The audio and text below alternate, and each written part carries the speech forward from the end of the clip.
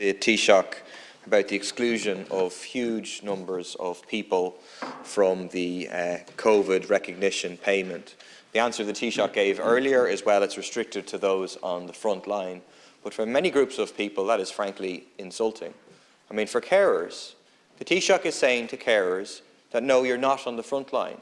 Despite the 20 billion euros of free labour done by those people, you're saying to them, no, they don't count as being on the front line. During COVID, they were keeping friends and family in very difficult circumstances. When everything was shut down, they were keeping people safe. You're saying to them, no, they're not on the front line. You're saying to cleaners in vaccination centres, no, they weren't working on the front line. You're saying to receptionists and other staff in GP centres, when the vaccination programme was happening, no, they weren't on the front line. Why, Taoiseach, are you refusing to include these and others who were on the front line from recognition? Thank you, Taoiseach. First of all, the government recognises the efforts of people across society in respect of COVID-19.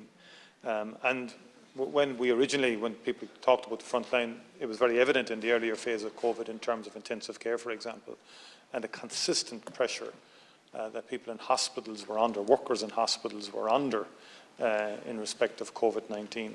And there are different mechanisms and contractual arrangements with different sectors. So, for example, there's been ongoing extensive engagement between the HSE and GP practices in terms of a whole range of programmes where supports and agreements have been arrived at with GP practices.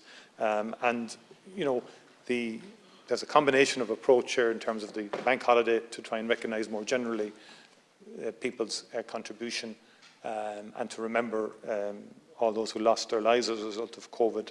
And also then to try and provide a recognition programme that is balanced and does its best in terms of meeting the needs of those. We're out of time now with 3 remaining deputies.